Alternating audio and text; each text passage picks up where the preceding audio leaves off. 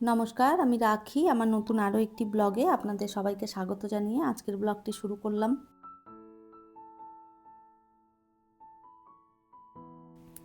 কেমন আছেন আপনারা সবাই? আশা করছি ভালো আছেন, আর আমরাও বেশ ভালো রয়েছি। এখন বাজে সকাল 10টা, আপনাদেরকে সাথে নিয়েই ব্লগটা শুরু করলাম।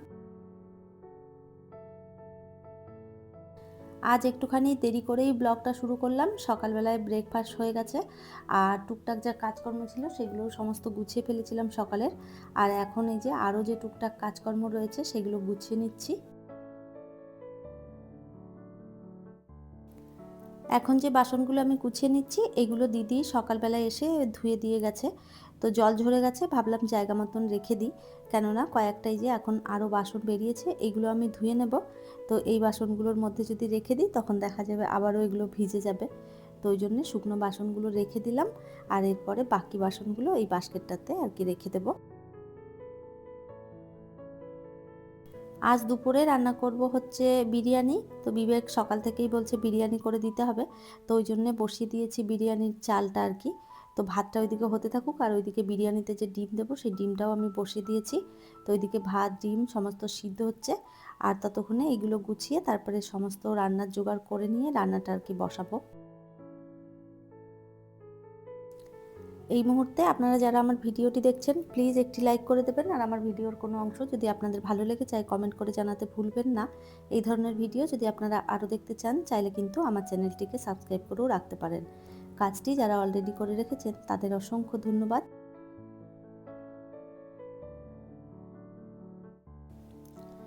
আর এই তো বাসনগুলো সমস্ত গুছিয়ে ফেলেছি, আর এরপরে যে কটা বাসন সকালবেলায় নাস্তার বেরিয়েছে সেগুলো এখন আমি একটা একটা করে আর কি ধুয়ে নেব। আজ সকালবেলায় কোনো রকম ব্রেকফাস্ট বানানো হয়নি, ওই চিড়ে আম দিয়েই খাওয়া হয়েছিল। তো ওই জন্য বাসন কটাও কম রয়েছে, এগুলো ধুয়ে দিই হাতে হাতে। আর চায়ের বাসন কটা রয়েছে, তো সব মিলিয়ে অল্প কটা বাসন ছিল, ভাবলাম ধুয়ে দিই। বাসনগুলো ধোয়া হয়ে গেলে আমার কাজ করতেও এখানটাতে সুবিধে হবে। আর চলুন কয়েকটা কমেন্ট পড়া যাক। আমার গতকালকের ভিডিওতে গিরিহিটি রায় আইডি থেকে বোন কমেন্ট করেছে, খুব সুন্দর লাগলো ভিডিও, রান্নাটাও সুন্দর, থ্যাংক ইউ সো মাচ। টুলি বোন আমাকে কমেন্ট করেছে, ফার্স্ট লাইক দিয়ে তোমাকে দেখা স্টার্ট করলাম দি ভাই, জানি আজকের ব্লগটাও খুব সুন্দর হবে, আর তুমি তো প্রিয় একজন আমার। থ্যাংক ইউ সো মাচ এত সুন্দর একটা কমেন্ট করার জন্য। তুমিও আমার ভীষণ প্রিয়, এভাবেই সবসময় পাশে থেকো। মৌসুমী দিদিভাই আমাকে কমেন্ট করেছে, খুব সুন্দর ব্লগ তোমার, ড্রেসিং টেবিলের পাশে হোয়াইট আর ব্ল্যাকের স্পটের প্লান্টের ওটা কিসের, কোথা থেকে নিয়েছো একটু বলবে? থ্যাংক ইউ সো মাচ দিদিভাই। হ্যাঁ, ওটা নিয়েছিলাম গড়িয়াহাট বাজার থেকে কলকাতায়, আর ওটা হচ্ছে একটা সিরামিকের টপ। অনু ব্লগ থেকে বোন কমেন্ট করেছে, এবার কিন্তু আমি সত্যি রাগ করেছি অনেক, আমার ঘুগনি কই, তুমি জানো আমি ভালোবাসি ঘুগনি খেতে। থ্যাংক ইউ সো মাচ বোন এত সুন্দর একটা কমেন্ট করার জন্য। তোমার ঘুগনি রাখা আছে, তুমি এলেই আমি বের করে দেব।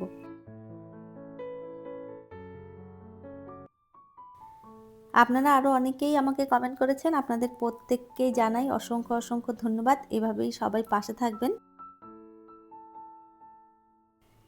আপনাদের কমেন্টগুলো পড়তে পড়তে অনেকটা কাজ আমি এগিয়ে ফেলেছিলাম, আর এইমাত্র আমার পার্সেলটা দিয়ে গেছে।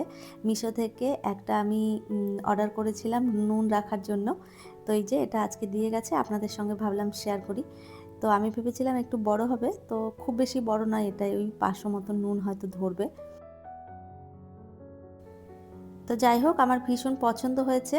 এটা আরেকটু বড় হলে খুব ভালো হতো, তারপরেও যখন রোজকের আর কি নুন ব্যবহার করব আমি রান্নাতে, তখন খুব বেশি বড় হলেও আবার অসুবিধে।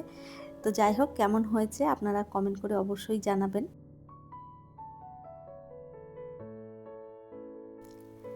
এর আগের দিন আমি বিরিয়ানি করেছিলাম, সেটা তো আপনাদের সঙ্গে ডিটেলসে শেয়ার করেইছি, ওই জন্য আজকের বিরিয়ানিটা আর খুব বেশি ডিটেলসে শেয়ার করছি না।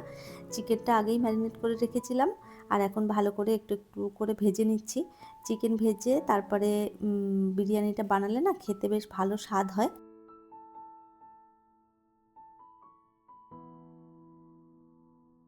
চিকেনগুলো ভেজে তুলে নিয়েছি আর ওই তেলের মধ্যেই আর কি পেঁয়াজ কুচি দিয়ে দিলাম।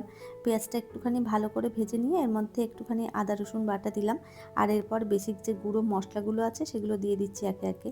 ওই নুন, হলুদ, জিরে গুঁড়ো, ধনে গুঁড়ো, লঙ্কার গুঁড়ো সমস্তটা দিয়ে ভালো করে আরেকবার কষিয়ে নেব। আর এর মধ্যে দিয়ে দেবো বিরিয়ানি মশলা আর টক দই। সমস্তটা দিয়ে নেড়ে চেড়ে চিকেন দিয়ে তারপরে একটুখানি জল দিয়ে ভালো করে সিদ্ধ করে নেব।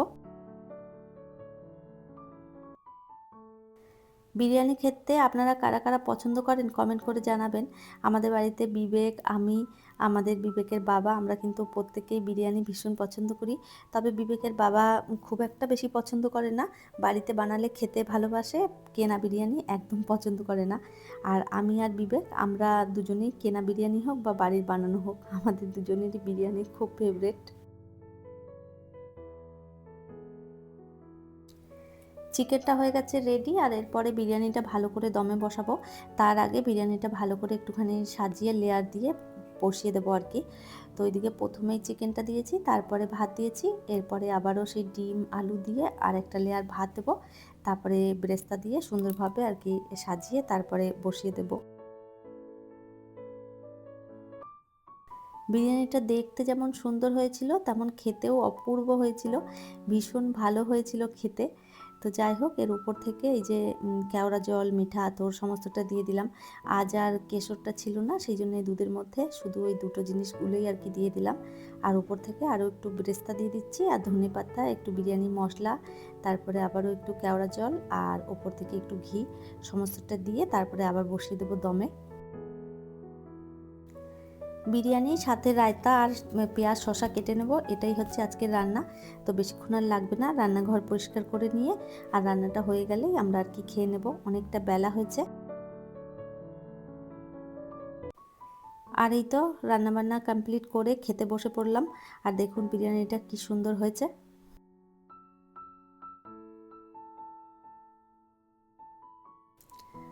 খাওয়া দাওয়ার পর একটুখানি রেস্ট নিচ্ছিলাম আর এই যে দেখুন প্রচণ্ড হাওয়া শুরু হয়েছে, মনে হচ্ছে বৃষ্টি নামবে। তো বাইরে এসে দেখলাম যে প্রচুর হাওয়া চলছে, তাড়াতাড়ি করে আমি বারান্দায় এসে দেখছি, তো জানি না বৃষ্টিটা হবে কি না। মেঘটা মনে হচ্ছে হাওয়ার জন্য কেটে যাবে। তো যাই হোক এত সুন্দর হাওয়া দেখে আমি তো বেলকনিতেই দাঁড়িয়ে রয়েছি অনেকটা সময়। কয়েকদিন ধরে ভীষণ গরম পড়েছে, একটু বৃষ্টি হলে বেশ ভালো হবে। ভেবেছিলাম বৃষ্টিটা খুব জোর মতন হবে, তবে খুব বেশি বৃষ্টি হয়নি, 2-4 ফোঁটা হয়েই আর কি বন্ধ হয়ে গেছে। তো এখানে দাঁড়িয়ে দাঁড়িয়ে আমি বাইরের দৃশ্যগুলো দেখছিলাম আর আপনাদের সঙ্গেও ভাবলাম শেয়ার করি। এরকম বৃষ্টি দেখতে কার কার ভালো লাগে কমেন্ট করে জানাবেন। আমার তো এরকম বৃষ্টি ওয়েদার বাইরে থেকে মানে ঘরের ভেতর থেকে বাইরে দেখতে ভীষণ ভালো লাগে।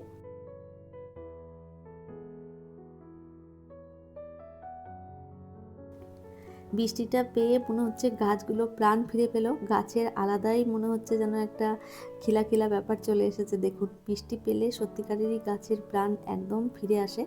তো যাই হোক ওপর থেকে যতই জল ঢালি না কেন বৃষ্টির জলের একটা ব্যাপারই আলাদা। আর এই যে দেখুন প্রচণ্ড হাওয়া সাথে হালকা বৃষ্টি, কি ভালো লাগছে দেখতে।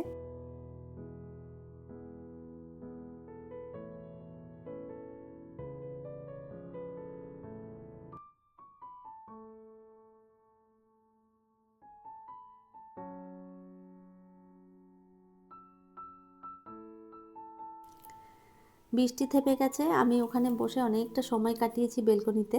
তো বৃষ্টি থেমে যাওয়ার পর তারপরে সন্ধেবাতি দেখিয়ে আর এরপরে এসেছি ম্যাঙ্গো লস্যি করতে।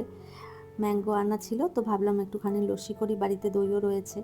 তো এর আগেও 2-3 বার করে খেয়েছি, আপনাদের সঙ্গে শেয়ার করা হয়নি, তো আজকে ভাবলাম আপনাদের সঙ্গে শেয়ার করি। এই আমের সিজনে আমাদের বাড়িতে যে কতবার ম্যাঙ্গো লস্যি বানানো হয় তার কোনো ঠিক নেই। বিবেক মাঝে মাঝেই বলবে আমাকে লস্যি করে দাও, তো প্রায় সময় আমি এই আম থাকলেই দুধ দিয়ে ওকে লস্যি করে দিই, খেয়ে নেয়। এমনি দুধ ও কখনোই খেতে চায় না। তো এই ম্যাঙ্গো লস্যিটা কিন্তু আবার ভীষণ পছন্দ করে। তো আজকে না একটু বেশিই হয়ে গেছে, 2 গ্লাস 3 গ্লাস হয়ে যাবে। তো একটু বরফও দিয়ে দিয়েছি, ঠান্ডা ঠান্ডা লস্যি খেতে ভালোই লাগবে। এখন বাজছে ওই সন্ধে 7টা। সকাল 10টা থেকে আর সন্ধ্যে 7টা পর্যন্ত কি করলাম সমস্তটাই আপনাদের সঙ্গে শেয়ার করলাম। কেমন লাগলো আমার আজকের ভিডিওটা কমেন্ট করে জানাতে ভুলবেন না। আর এই তো আমাদের লস্যি হয়ে গেছে রেডি। এরপরে চলুন আমি আর বিবেক দুজনে বসে ঠান্ডা ঠান্ডা লস্যি খেতে থাকি। আর আজকের ভিডিওটা তাহলে এই পর্যন্তই। ফিরবো নতুন ব্লগ নিয়ে, ততক্ষণের জন্য সবাই ভালো থাকবেন, সুস্থ থাকবেন। আবারও দেখা হবে নতুন একটি ব্লগে।